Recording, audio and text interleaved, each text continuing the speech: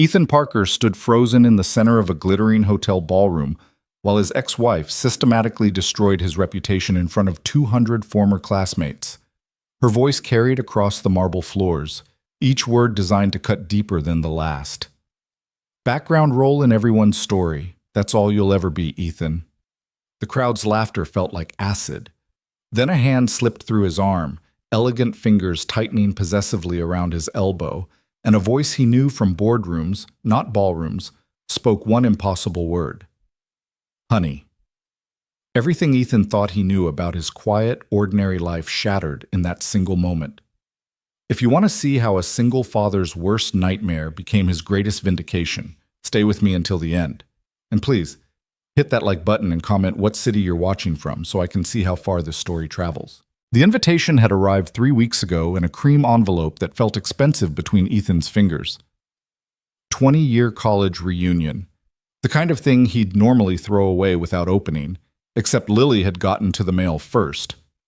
Dad, what's a reunion? She'd asked, her 9-year-old face scrunched in concentration as she studied the embossed lettering.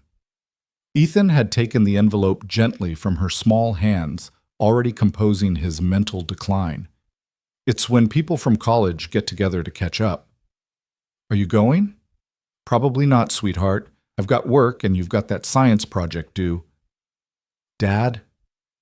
Lily had given him that look, the one that made her seem far older than 9, the one that reminded him so much of her mother it hurt, except Lily's eyes held only concern, no calculation. You never do anything fun. You work, you take care of me, you sleep. That's it. I like taking care of you, Ethan had said softly, crouching down to her level in their small kitchen. Sunlight filtered through the curtains he'd sewn himself when they'd first moved into this apartment, the one he could actually afford on a secretary's salary. That's the fun part. But when was the last time you saw your friends? Ethan hadn't had an answer for that.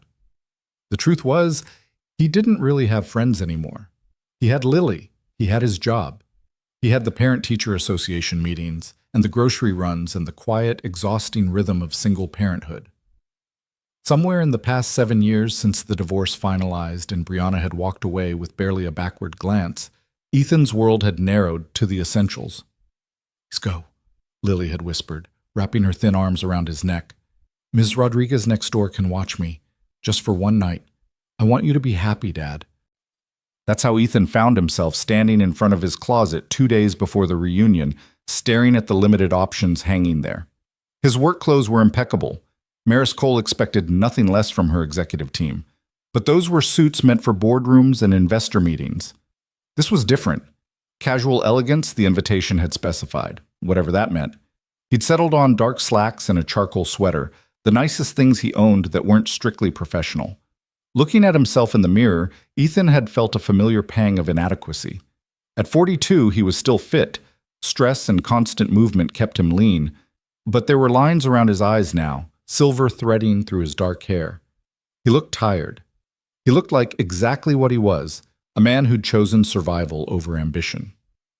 You look handsome, Dad, Lily had declared when he emerged from his bedroom that Saturday evening. Ethan had kissed the top of her head, breathing in the strawberry scent of her shampoo. Be good for Miss Rodriguez, okay? I'll be back before midnight. Dad, it's a party. You're allowed to stay out late. I'll be back before midnight, he'd repeated, smiling despite his nerves. The hotel was downtown, one of those historic buildings that had been renovated into something simultaneously classic and modern.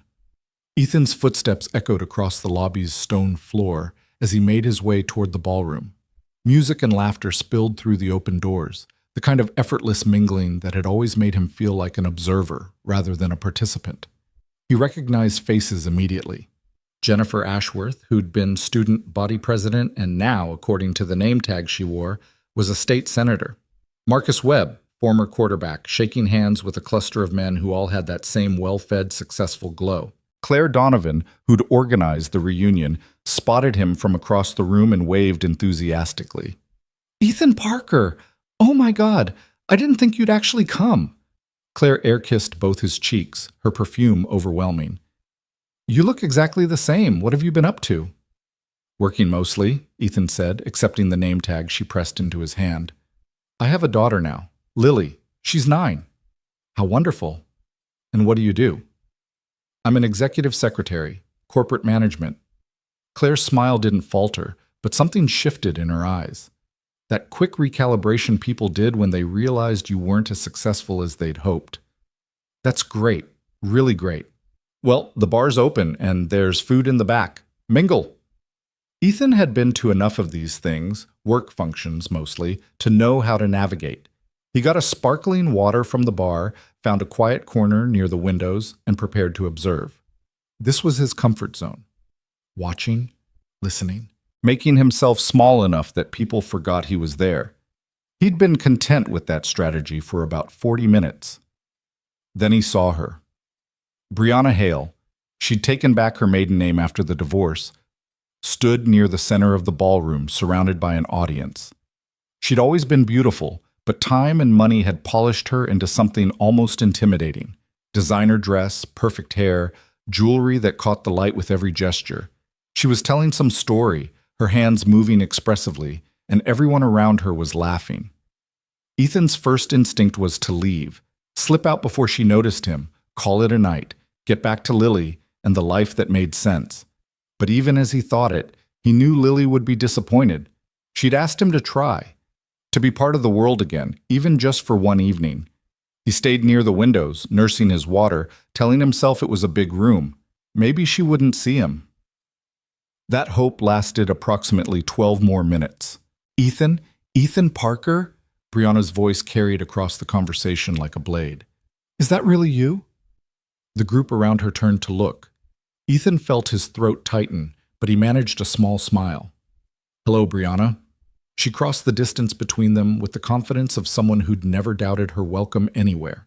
Up close, he could see the calculation in her eyes, the same expression she'd worn during their marriage whenever she was about to ask for something she knew he couldn't afford. I didn't expect to see you here, she said, her tone friendly enough that anyone listening wouldn't hear the edge. I thought you'd be too busy with, what was it, your very important secretary job? Executive secretary, Ethan corrected quietly.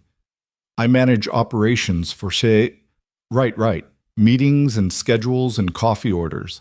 She laughed, light and musical, and several people nearby chuckled along. How adorable, still the supporting role in everyone else's story. Ethan felt the familiar heat of embarrassment creeping up his neck, but he kept his voice steady. It's good work. I like it. Of course you do. You always were content with so little. Briana turned to the small crowd that had begun to gather, drawn by the scent of drama. Did I ever tell you all about my marriage to Ethan? No? Oh, it's quite the cautionary tale. Briana, we don't need to, Ethan started, but she talked right over him. See, I thought I was getting a partner. Someone with ambition, drive, the qualities adults need to build a life together. Her smile was sharp as glass. But what I got was a man who was perfectly happy being invisible, who thought showing up was the same as succeeding, who couldn't even commit to his own potential, let alone to a marriage. The room had gotten quieter. People were definitely watching now, that mix of fascination and discomfort that came with witnessing someone being torn apart in public. Ethan recognized Marcus Webb in the crowd, and Jennifer Ashworth, and a dozen other faces from classes he'd barely participated in 20 years ago. We have a daughter, Ethan said softly. Lily, she's...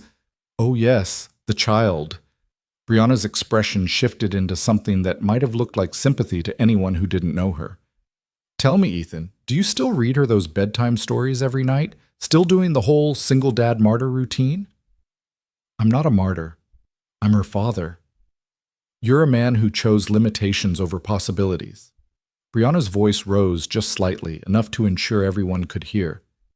You could have been anything, Ethan. Could have taken risks, built something, become someone. But instead you settled for safe, for small, for enough. She gestured at him, encompassing his entire person with one dismissive wave. Look at you. You're wearing the same kind of clothes you wore in college, living the same kind of half-life. I bet you're still in that tiny apartment, aren't you? Still counting pennies and telling yourself it's noble to struggle? Ethan felt something crack inside his chest, but he refused to let it show on his face.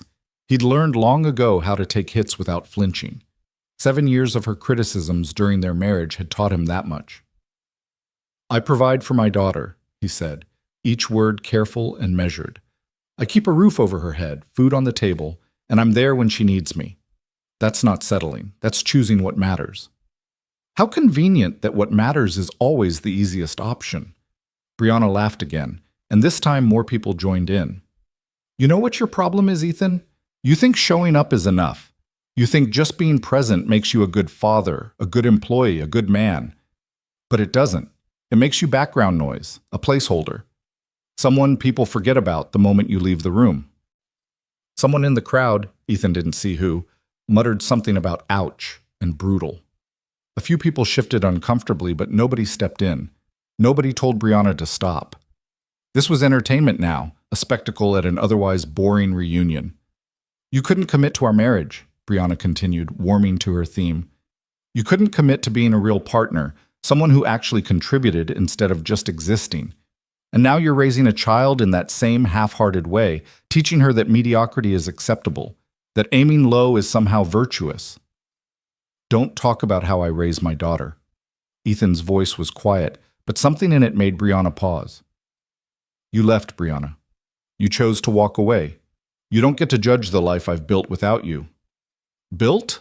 Her eyebrows arched in exaggerated surprise. "You call that building? Ethan, you're surviving. Barely.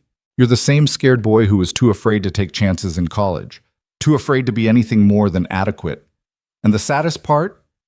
She leaned in, her voice dropping to a stage whisper that somehow carried perfectly across the silent room. "You actually think you're doing well.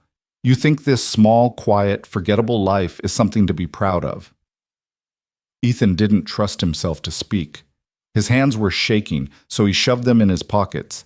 He could feel the weight of 200 pairs of eyes on him, watching him absorb every